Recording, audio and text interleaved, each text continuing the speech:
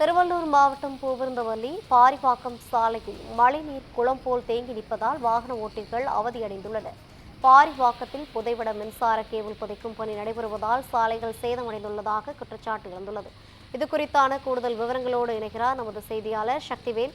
வணக்கம் சக்திவேல், கூடுதல் விவரங்களை வழங்கலாம்.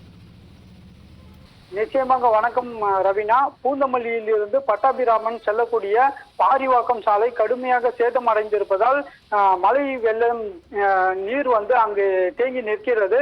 இதனால் அந்த வழியாக செல்லக்கூடிய வாகனங்கள் கடும் சிரமத்தை சந்தித்து வருகின்றனர்.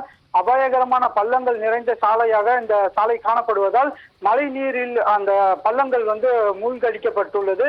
இதனால் எங்கு பள்ளங்கள் இருக்கு என்பதை தெரியாமல் வாகன ஓட்டிகள் திணறி வருகின்றனர். குறிப்பாக பாரிவாக்கம் சாலையில் புதைவட மின்சார கேபிள் பணி நடைபெற்று வரக்கூடிய நிலையில் இந்த மழை நீரானது சேரும் தகுதியுமாக ஆங்காங்கே பள்ளமாக இருக்கக்கூடிய அந்த காட்சிகளை நம்மால் பார்க்க முடிகிறது. இருசக்கர வாகன ஓட்டிகள் வாகனத்தை இயக்க முடியாமலும் திணறி வரக்கூடிய அந்த அவசர ஆபத்தான நிலையையும் நம்மால் உணர முடிகிறது.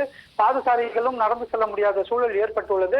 கடந்த ஒரு வார காலமாக சாலை சேதமடைந்து உள்ள நிலையில் திருவள்ளூர் மாவட்ட நெடுஞ்சாலைத்துறை அதிகாரிகள் தற்காலிகமாக நடவடிக்கை கூட இந்த பணிக்கு செய்யவில்லை என வாகன ஓட்டிகளும் பொதுமக்களும் குற்றம் சாட்டுகின்றனர். தனியார் குடோன்கள் நிறைந்த பகுதியில் சேதமடைந்த சாலை ஒரே சமயத்தில் இருசக்கர வாகனங்கள் சரக்கு வாகனங்கள் செல்வதால் அதிக அளவிலான இந்த சாலையில் குண்டும் குழியுமாக இருப்பதாலும் விபத்துகள் ஏற்படும் அபாயம் உள்ளது. ரவினா, கூடுதல் விவரங்களை வழங்கியதற்காக நன்றி சக்திவேல்.